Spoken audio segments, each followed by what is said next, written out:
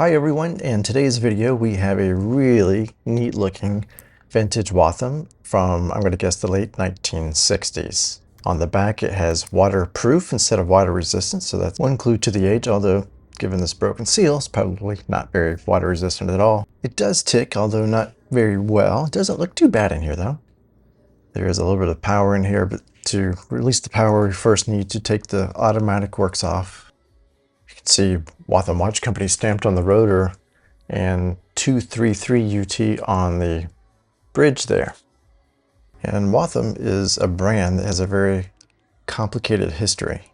Waltham began sometime around the 1850s, and at one point it was actually the largest watch manufacturer in the world. Henry Ford actually visited the Waltham factory and took a lot of inspiration for his own manufacturing processes. This automatic winding system is a big tip-off as to who actually made this movement.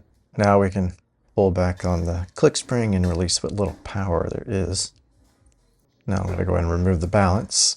If I didn't mention it before, this 21 joule movement can only be wound through the automatic rotor. There's no manual winding. So that is another tip, is to manufacture this movement.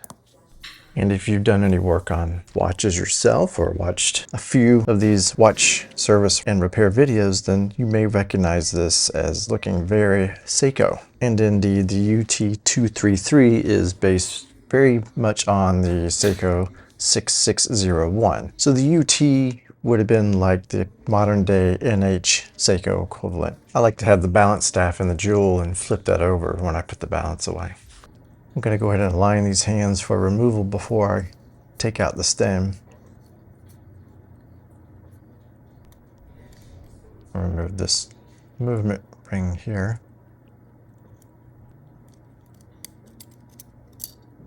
I'm going to push the detent to release the stem with this filed down spring bar tool. It's the spring-loaded type instead of the screw that you loosen on some older movements. So despite Waltham's many accolades through history and its juggernaut in size, it proved itself to be not too big to fail. We'll go ahead and pull these hands off now.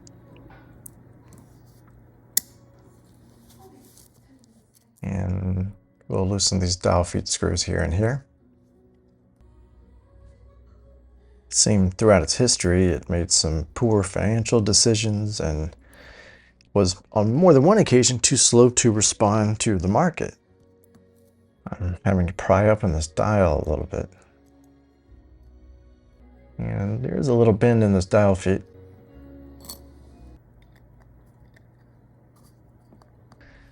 Retighten these dial feet screws so they hopefully don't get lost.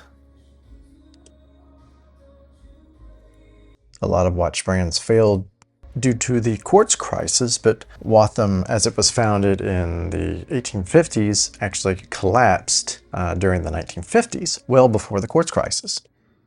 And since then, the Waltham brand has been licensed a number of times, and even today there are Waltham branded watches that are for sale. I'm gonna see if I can lift this with the tweezers instead of Rodico.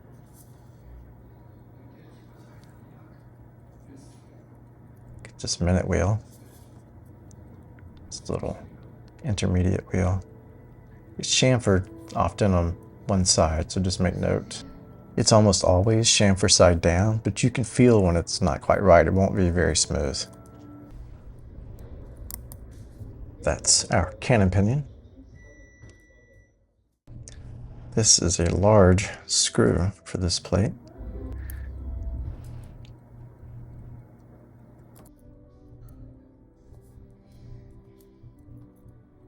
And here's our yoke, our setting lever, and our sliding clutch pinion. There's no winding pinion since it doesn't manual wind. Back to the other side, we'll start removing the pallet fork, starting with this pallet fork cock.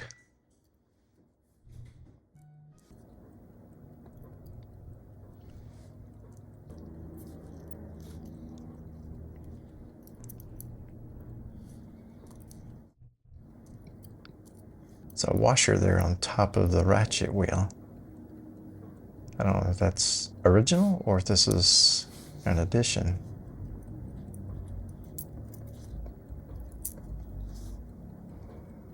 And here's the click spring.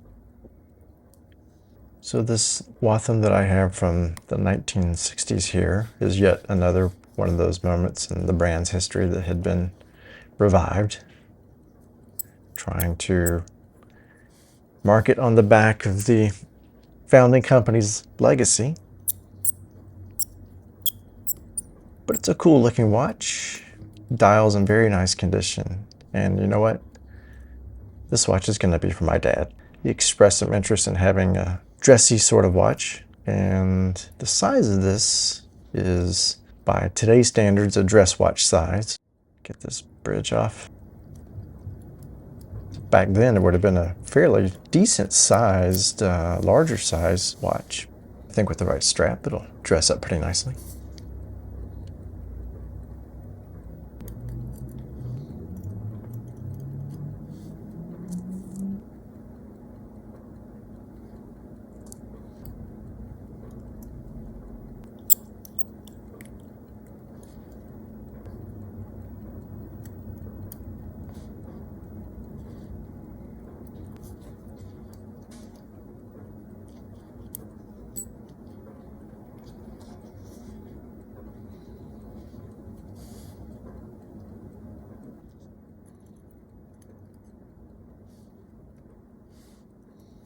I'm actually going to put this screw back in just to kind of help me remember where it goes. I should probably do that on more of them. We'll go ahead and put the pallet cut screw back in as well. I have these tweezers spread over the teeth of the barrel here. I'm just going to press down over the arbor.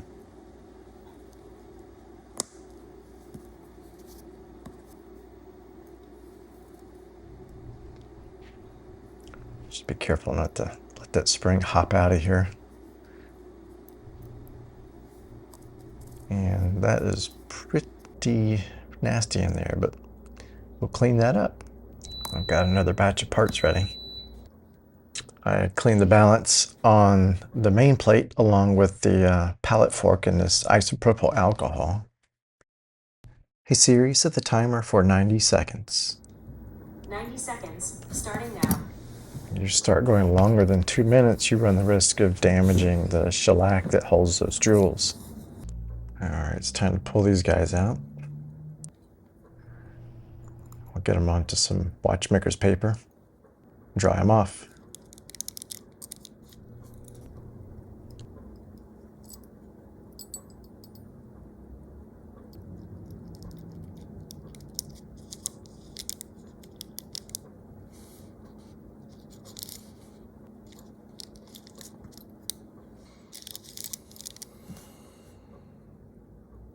Okay, I'm just going to add a few dabs of barrel grease to the wall of the barrel here. I'll use that big dab, just divide it over about 3 different spots.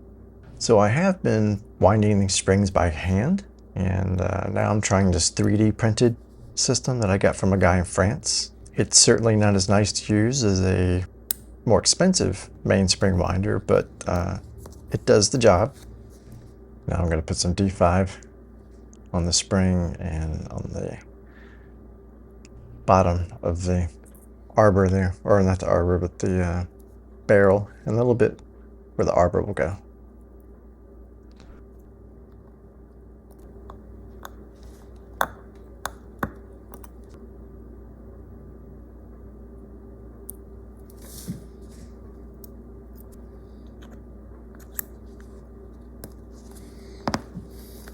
I like to just check that this is truly seated all the way around by sort of turning this and pressing it again.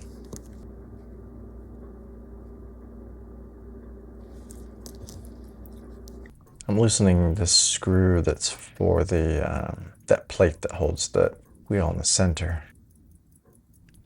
So 90-10 for that jewel here.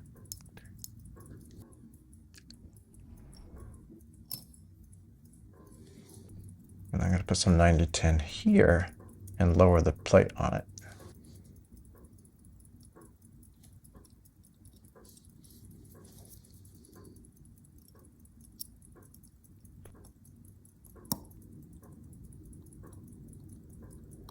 Since this is moderate torque on metal, I'm going to use D5.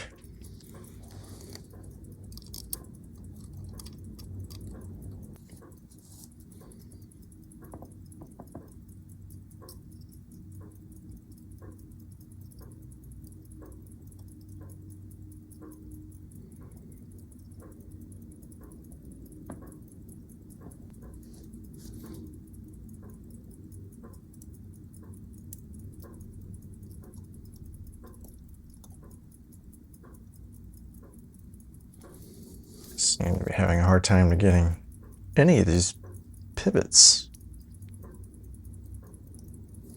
Some 90-10 for where the shaft of the fourth wheel slides through.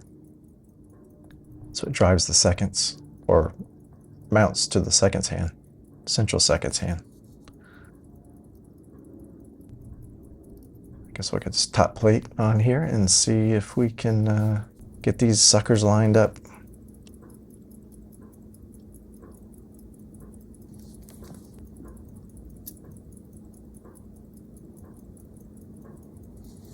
You can look in here and see if the wheel is out of alignment. Sometimes you can see the pivot is not right. This thing rocks, it's definitely not right.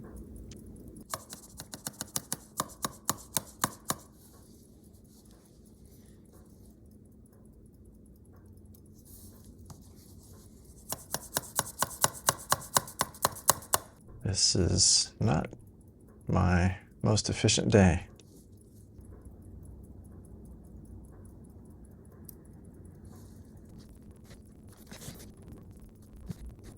Well, that took quite a few minutes, but I think we finally have it. I don't think I've had that much trouble with a Seiko before, but I'm not taking any chances. I'm gonna hold this down with pegwood to keep it from flopping around just in case. These little DiaShock settings can be tricky at first, but you just put something in there and pry it to release that tab out from underneath that ledge, and then you push it back in that direction to get access to the jewel. I had trouble when I first started working on them, and a lot of people forego them completely. They'll buy automatic oilers and do it from the other side, or use some other trick to keep from having to work with them, but I like a challenge, I guess.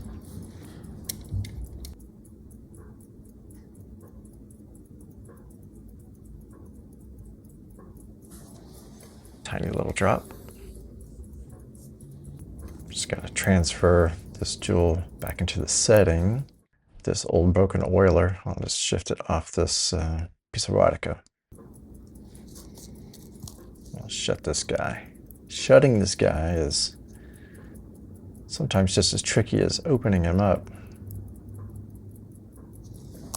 You have to pull back on that bow so that that tab can clear the ledge that it seats under. So you have to pull back, push down, and then slide the tab back forward underneath that ledge, which sounds easier than done.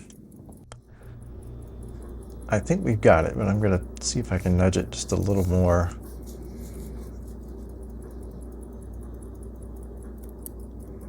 No, I don't have a fancy microscope, and this is hard to see, but let me see if I can figure out a way to help. This is my 12x loop, I think. So that's got a pretty decent view. You can see that little tab underneath that that ring, that ledge. And you can see the space there is to get a little tool in there to pry it back. As a very general rule, if it's jeweled, you want to use 90-10. And if it's metal on metal, you want to use something like D5 or HP 1300. Get our click spring situated. Gonna hold him in this pegwood, slide him over. Is he on there? Get our ratchet wheel situated over our arbor. Don't forget our washer.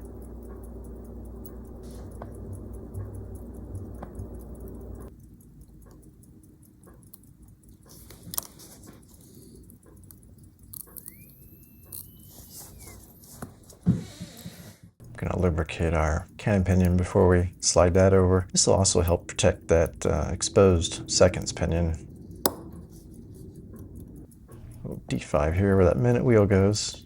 A little D5 on this post where that intermediate wheel goes.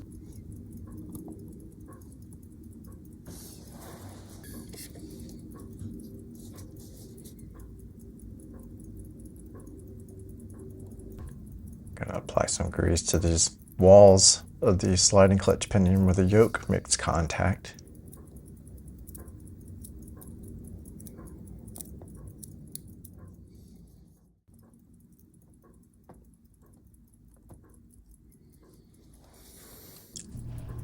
And it'll lubricate all four sides of the stem and also the tip. You can also wait to do this more toward the end.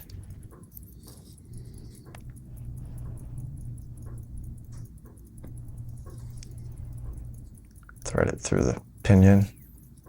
Some grease here for the little bit that slides to release the stem, makes contact with the setting lever.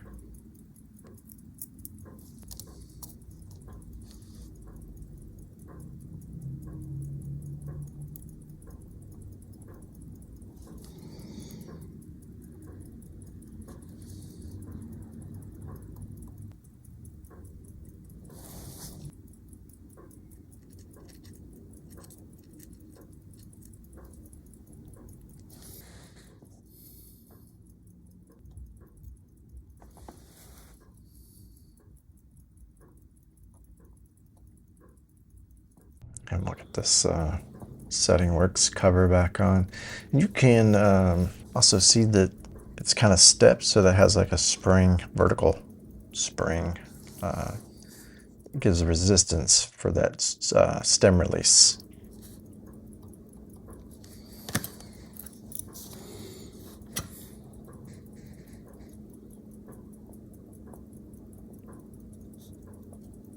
I think this is the beefiest screw on the movement.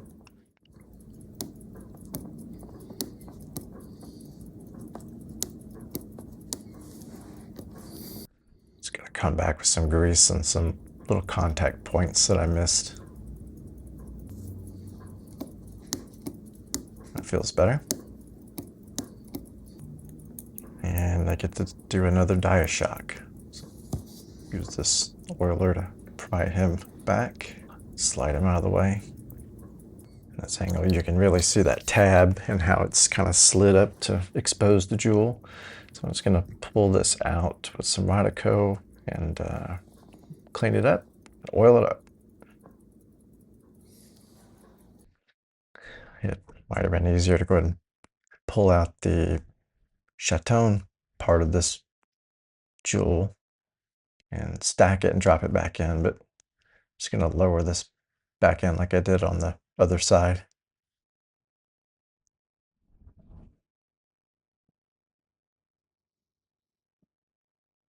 Okay, get this guy in position.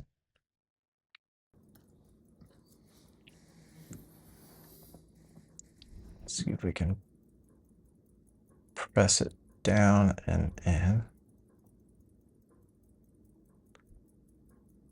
No idea if you guys can see this. I can barely see this, but I think we've got it. I think we got it.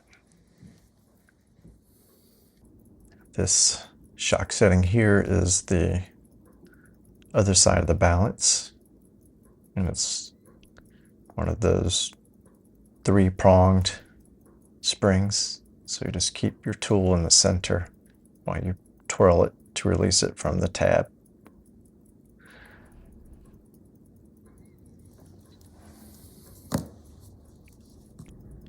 Be careful with these things because they are very lightweight and easy to lose.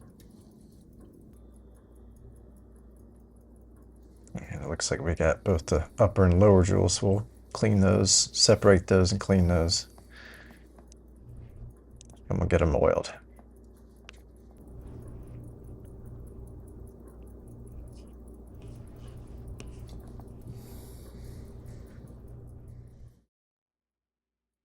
I'll just drop this guy or this droplet.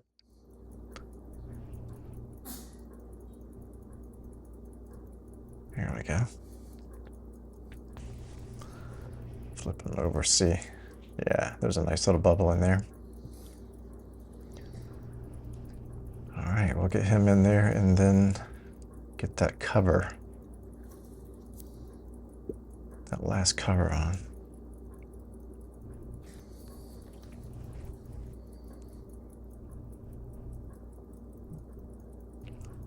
Let's try and lower this guy roughly in place. If I can just get one tab started under there. Okay, I was getting nervous. I'm going to use this second tool here. Some pegwood here in the center just to keep it from flying off. Get another tab in there.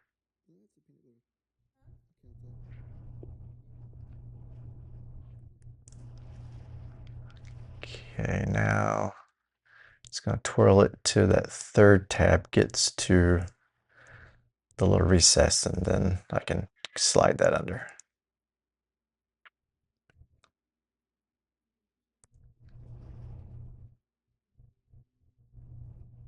There, perfect. I'm going to lubricate this last dial side jewel and get the cover on.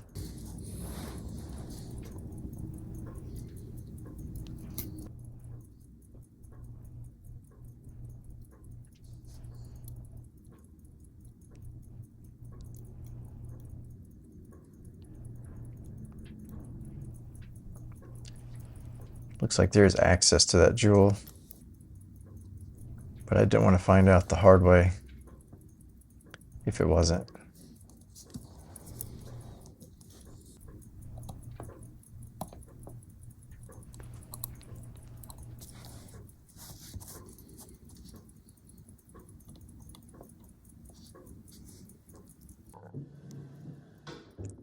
That seems okay, so we'll flip it over and finish the other side.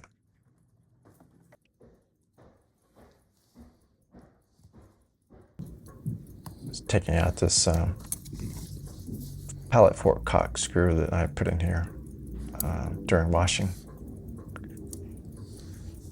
All right, let's see if we can have an easier time with this than we did with the pivots of the wheel train.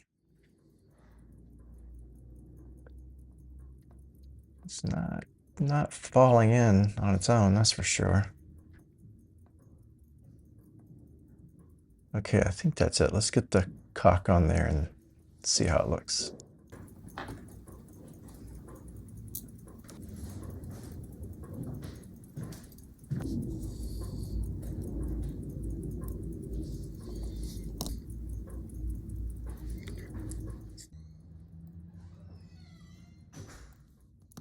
Just gonna put a little wind in here.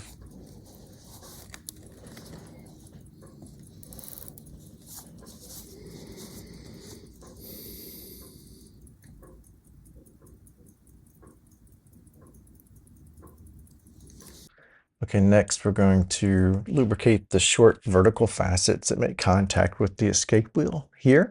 And then we'll flick that pallet fork back and forth to advance the escape wheel to spread that lubrication. And I know my setup is kind of crude, but it works. This helps me see what I'm working on.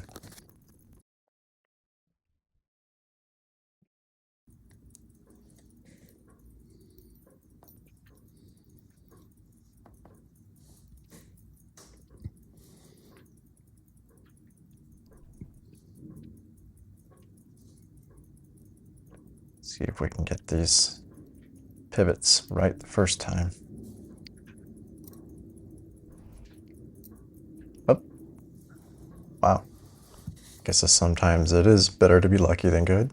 Oh, yeah, that balance cock does not want to stay in place. We'll hold this balance cock down with some pegwood while I tighten the screw. I do prefer to see the balance rotating while I'm tightening the screw. That way if something goes wrong, well, that way if it stops while I'm screwing, generally it's an indicator maybe something isn't right and then I can stop before there's damage. I think we're good now.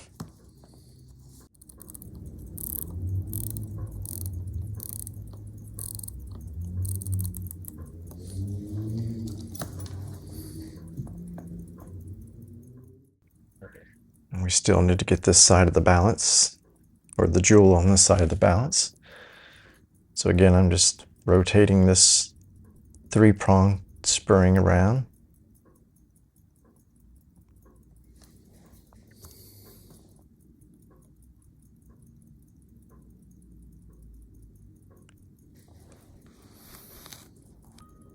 Get him out of the way and get to that jewel.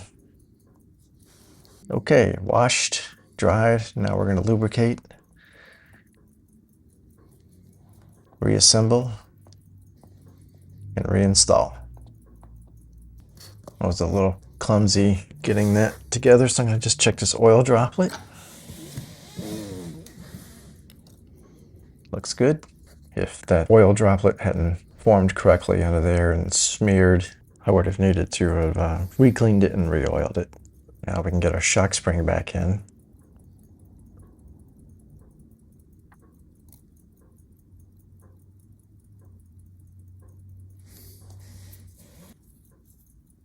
Going to use this tool to hold it in the center while I spin it around to get those tabs underneath that ledge.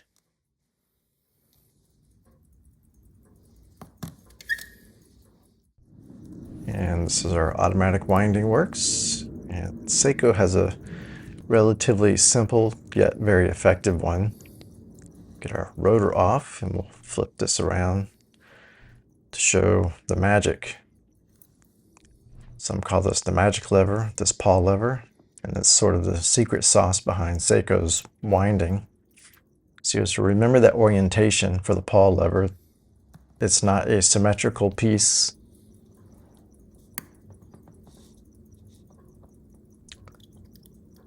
One end of it is longer and the other end is, has a more angled hook. We'll get this cover off.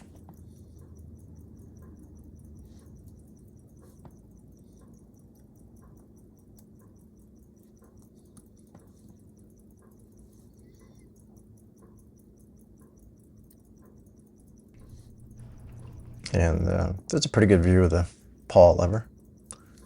There's a tiny little hook on the end, on each end.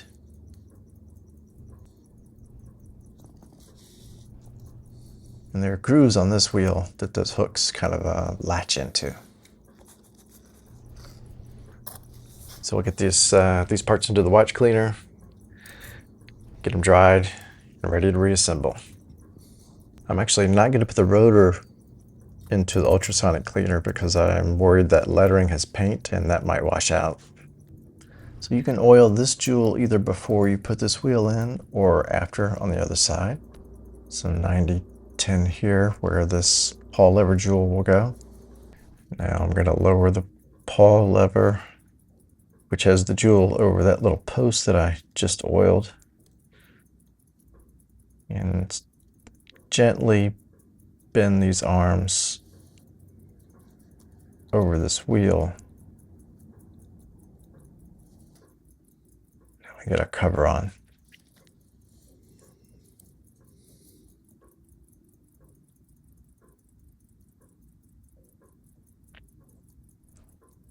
It's kind of funny, but it seems funny now anyway, but when I was first starting out, I was actually more afraid of working on the automatic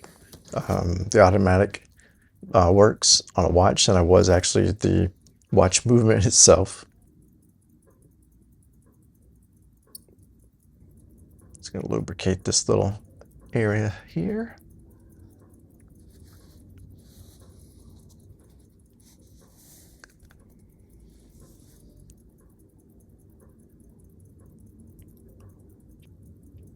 Do our best to align this, but I find that it usually takes a little shifting around.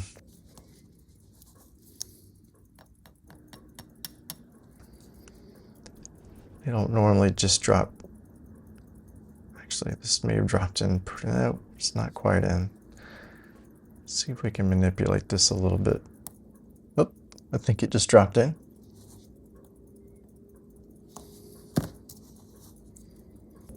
And I'm just going to spin this around and see if it winds the watch and if it feels smooth. It feels good, so I think you can get the rotor on. I actually Forgot to actually mount the automatic works bridge first. So, and that actually would probably make that engage even a little better. So we'll get these screws in and tighten down.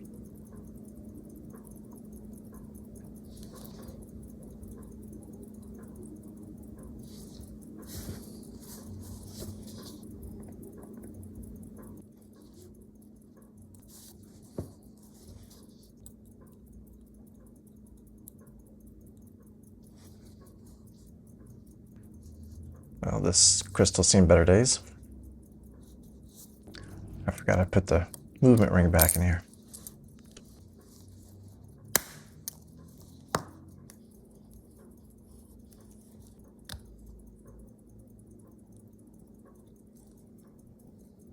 You can see those jaws gripping the edge, but not all the way at the bottom, so there's room to slide into the case. Go ahead and finish tightening this up.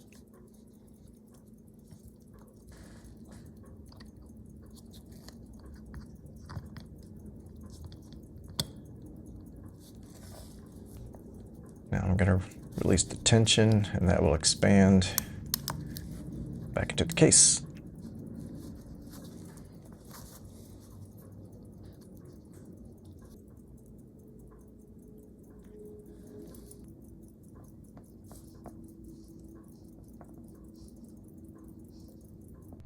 Gonna use a little D5 here. Get our hour wheel and washer on. Get our dial place back on. Now the feet were a little bent, but I think we can manipulate this back on. Yeah, that looks good. Now we'll just get get the dial feet screws tightened gently onto the dial feet to secure that down, and then we'll work on getting the hands on.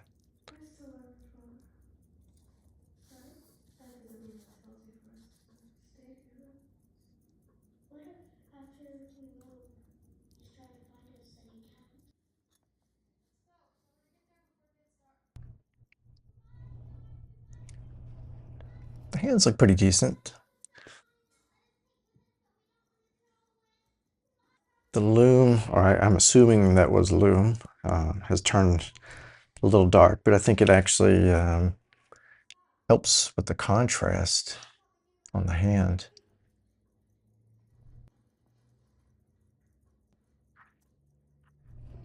Actually, kind of like that striated pattern. It's kind of a brush. It's not really a brushed finish, but it has a brushed pattern on the dial. My hand is so shaky. I'm clearly dehydrated.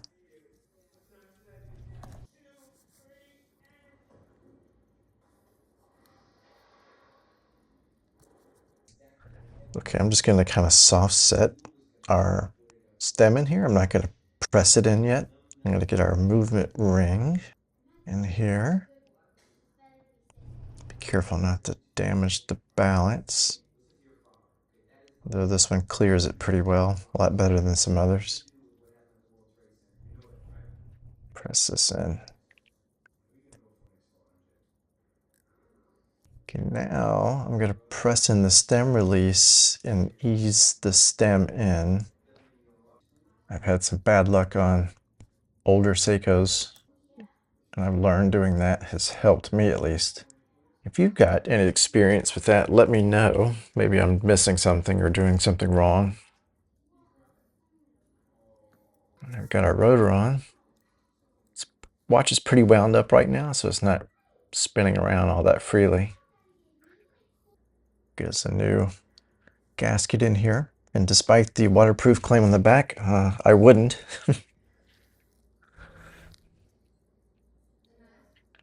I don't think the watchmakers were held all that accountable for the waterproof claims as they are today.